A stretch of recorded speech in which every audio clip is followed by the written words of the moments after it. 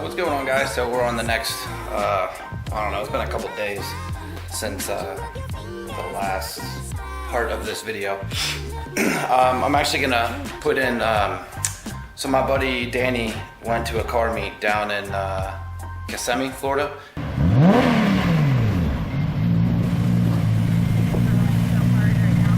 Yeah.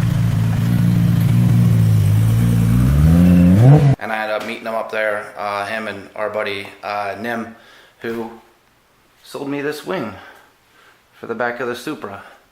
So that's gonna get painted and go on. I'm pretty excited about that. I don't know why, I just love that wing on this car. Anyway, that's right. It's in, drive shaft is on. I'm just gonna do some wiring. So, let's see if we can get underneath here. So these two wires, a little hard to see. So these two wires right there are for the reverse lights, and they get wired into two of the wires on here. Along with that, it's really hard to see. Along with that, these two big wires right here in the middle have to go together, and that's for the neutral safety switch. So I have to, I'm probably just gonna cut this plug, to be honest with you. Probably cut it up here somewhere, so I have some wire left over in case this ever goes back to automatic, which I doubt it will. But yeah, so I'm gonna go ahead and do that and wire up the other two wires that go to the reverse light, and splice together those two wires for the neutral safety switch. And then I am going to jump the clutch switch underneath there, which I'll have to show you. One thing I'm kind of not too happy about, but I had to do it, was cut a hole in there. But I'm going to build a plate to go over top of that. I'm going to get some metal from Home Depot or Lowe's, and I'm going to bend it so it'll come up. There'll be a flat spot, flat spot, flat spot, and a flat spot over here. And then I'll bend it so it comes up and humps up over, and then there'll be the hole for the shifter. Just to help keep the noise and the smell out, and then I'm going to seal it all up. I know Joel Granis has one for like 300 bucks, but I am not paying for that. So, yeah. So the goal today is to get the reverse light wired up, the neutral safety switch bypass the clutch switch, and then make sure the car cranks. Obviously it won't start because nothing's hooked up, but make sure it cranks, and then go ahead and put the car down on the, throw the exhaust on, put the car on the ground. Well, I might put the exhaust on and make sure I can still get to the shifter bolts, the tripod shifter bolts with it, with the exhaust in. But yeah, I got to work on another car on Thursday, so I need my jack stands and my jack, so the car has to go down. So I got some work to do. Alrighty. Almost forgot. So this is what I'm using. This is from a trailer from, like, this is like for a trailer. I got the wiring from AutoZone. So one end will go to the transmission, the reverse lights. The other end will go to that harness that I mentioned earlier, and then it'll plug together. I'm not going to solder anything yet until I make sure the reverse lights work. Then I'll go ahead and solder everything together. The only one I'm going to solder together is the one going to the transmission, because I only have to swap the wires on one of them. So yeah, hopefully that can get done quickly. These are my shifter bushings. Those are fucked. Okay. Well, she's back on the ground. Got the exhaust back on. Pretty happy about this too. So it obviously won't start, but she cranks, and when I put her in reverse,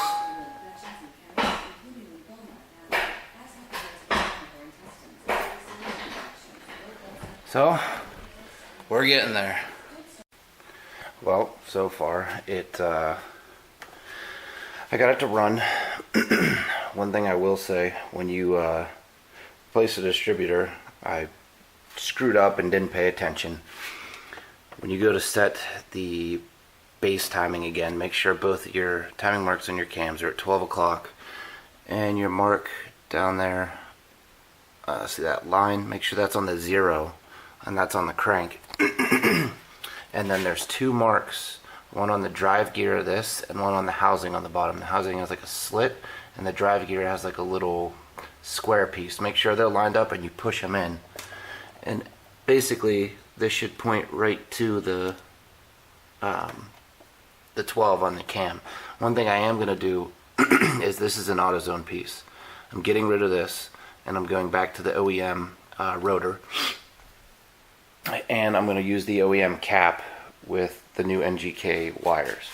I did use these NGK plugs, but I guess when I didn't have the timing set correctly and I was trying to start the car, I fouled the plugs out. I mean, they're toast. It was, when I finally got it to run, it was misfiring real bad. So it was probably because of those plugs. I also got these back from powder coating. I'm pretty happy with them. There's only some little imperfections like this, but this is nothing I could do. That's from the molding from when these were made. You can see it a little bit over there too. It's kind of hard to see because it's pretty dark. Let me see if I can. Oh shit.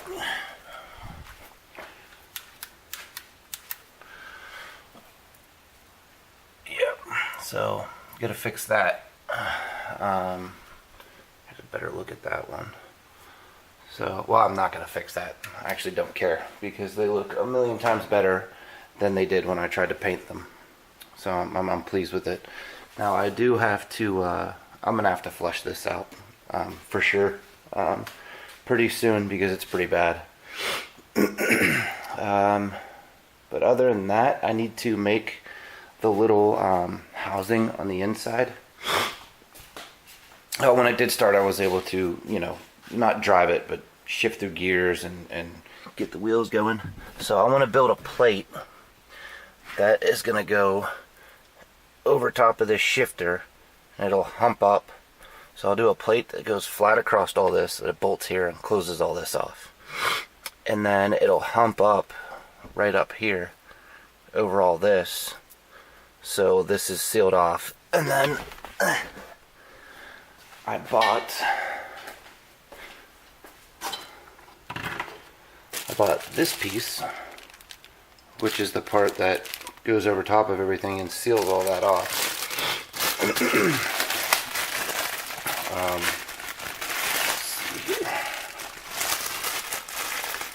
This is actually really cheap. Elmhurst Toyota has all this stuff. It was only like $35 shipped, which is cheaper than anywhere else I could find it. And it even tells you which way it goes with a little arrow there. So let's get in the car.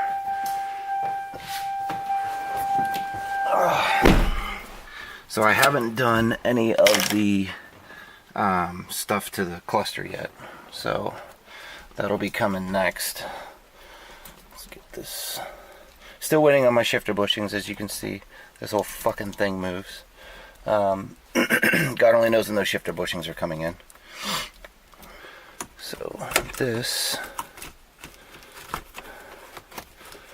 will go just like that. Well, hell, I might not even need to buy to make that plate hump up. I might be able to just use this. Use self-tapping screws here and here. Yeah. Okay, cool. So that just made that a lot easier. So I'm going to get a piece of sheet metal and I can leave this like it is. Do self-tapping screws here and here. And just do my plate flat across and seal all that off. That is nice. Way easier than I expected. Yeah, because if I bet you if I bend these tabs out too, I'll be able to get more. I'll be able to push this down a whole hell of a lot more. So that's what it's hitting. So Gonna hopefully have that done here soon. Maybe this week or next week. Now I know that those tabs are actually for those. They're actually for these right here. So still might be able to do that. Just bend the tabs out, and I can still clip these in. Just bend them out straight. I'll just bend them out straight so they're pulled up. I'll still be able to clip these in, and then bolt this right down to that other plate that I'm going to put over top of all this to seal everything. The only thing I'm going to have to do is probably hump that plate up a little bit back here so I can fit the that part of the mount in, because I really had to cut this tunnel to get all this to work. As you can see, it came in like right here. So this, alright, so as I was saying before the battery died, I went a little overboard with the cutting, but I think it'll be okay. So especially considering how that plate fits on there. I just gotta keep pushing on with this, and hopefully it's back to normal very soon, because I want to drive this damn car. So going to get a hot tub today, so not touching the car today. Still waiting on parts, the rotor to come in from Toyota, spark plugs come in from AutoZone, and the shifter bushings, and then that's it. Alright guys, well, it's the next day, obviously. This has been an ongoing project, plus I'm wearing different shit. So let's see, put these tools away. So I got the solid shifter bushings installed, and to cut out these bottom ones, all I did was take my hacksaw and I undid this and then put the blade through and then put it back together and just sawed the metal, the old bushing, and it actually, once the blade cut through it, it just popped out and then landed down here on the saw. So I'm gonna go ahead and get these installed. I ended up going with NGK V-Power plugs, because the copper ones that I was using, I was just told not to go with those. The V-Power is what's recommended from Toyota. So the only thing left now is to pick up the distributor rotor today, put on the cap, put on the wires, put it all together, and set the timing. So I picked up a timing light and gonna do that today, and hopefully I don't know, drive it. That'd be nice. Alright, well, she's all back together. She runs good. I'll do a video of me driving it here shortly, doing a coolant flush because it desperately needed it, and I'll show you why. Let's see if I can find it. So see those chunks? That was in the overflow tank. So that's getting cleaned out right now. Oh, and so like 2-3 weeks ago, we were actually sideswiped by a drunk driver in our Durango. You can't tell now. I mean, the body shop up in Winter Garden did a hell of a job fixing it. But this had to get replaced. All that had to get fixed. He hit this side. You know, that my wife was on. So that thoroughly pissed me off. We chased after him. And we ended up catching up to him. He finally stopped after he wrecked 2 more times. And I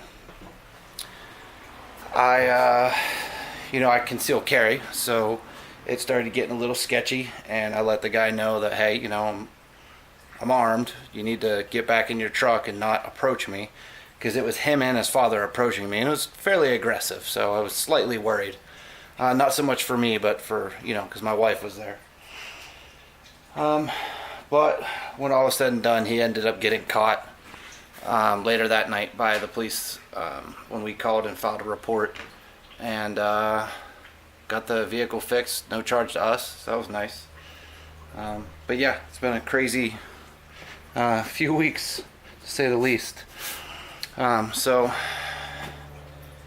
yeah, so I'm gonna finish doing this coolant flush, which is very boring, so I'm not gonna show that. and then as soon as I'm done with that, we'll go for a drive. Well, as promised, I'm doing a driving video, and she drives, but I got a weird noise that I can't figure out what it is. See if you can hear it. It almost sounds like a belt squeal, but it's not a belt squeal. I'm thinking it's either the pilot bearing or the throwout bearing, one of the two. It's kind of annoying, but it is what it is. But here we go.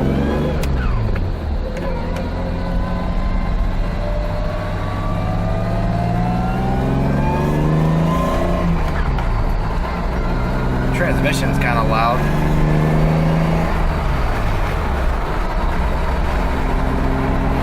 But she drives. Alright guys, I'm gonna go enjoy this car. That's it for this one. Please smash the subscribe button, hit the like button. Gonna be a lot more content coming up. Thank you guys.